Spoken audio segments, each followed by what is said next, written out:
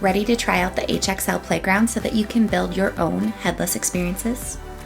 Hi, awesome admins. I'm Kate Lessard, lead admin evangelist on the admin relations team at Salesforce, and your host of Kate Clicks Through It, where we don't just talk Salesforce, we click through it.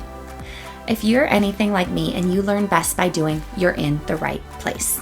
Each episode will walk through a back-end process step by step so that you can level up your Salesforce skills like a pro.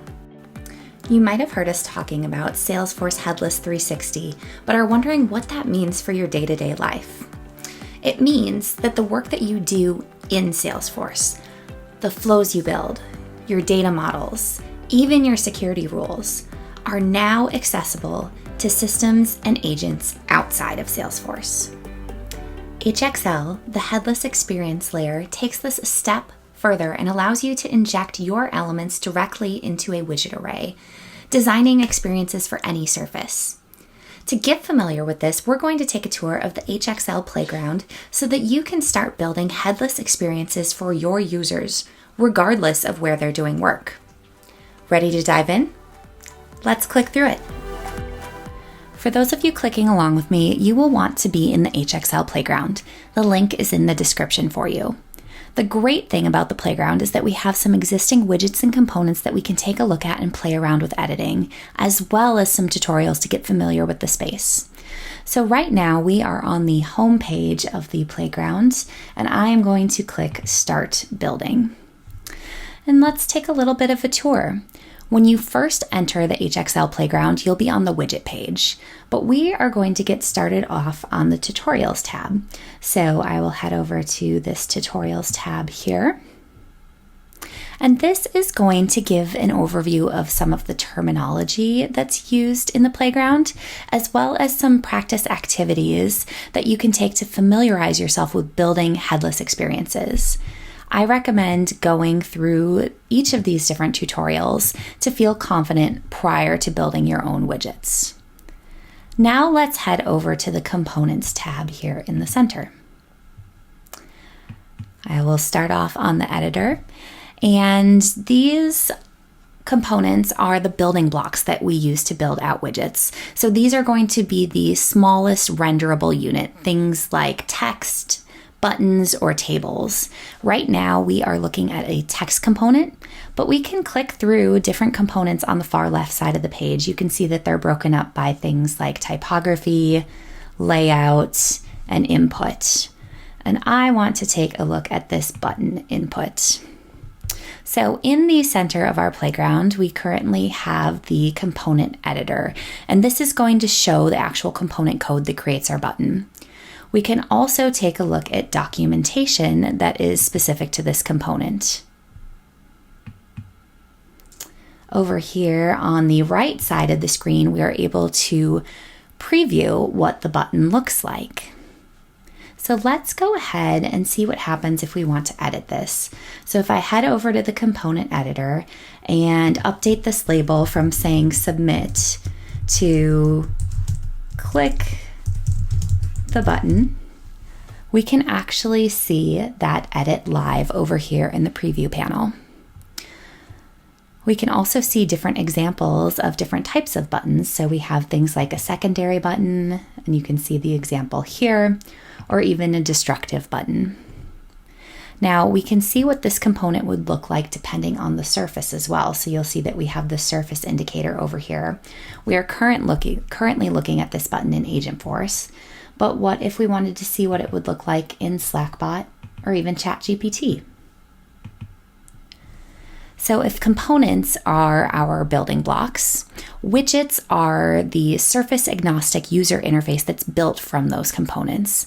So we have a couple examples already built out here in the HXL Playground, and that will allow us to see the different fields, data points, and buttons that make up a widget. So to do so, we will head over to the Widget tab. And we have some examples over here on the left-hand side. They're broken down by things like dashboards and KPIs, detail views, lists, and tables. So if we open up any of these, we can see some different examples. I want to look at a detailed view, and let's just select today's calendar.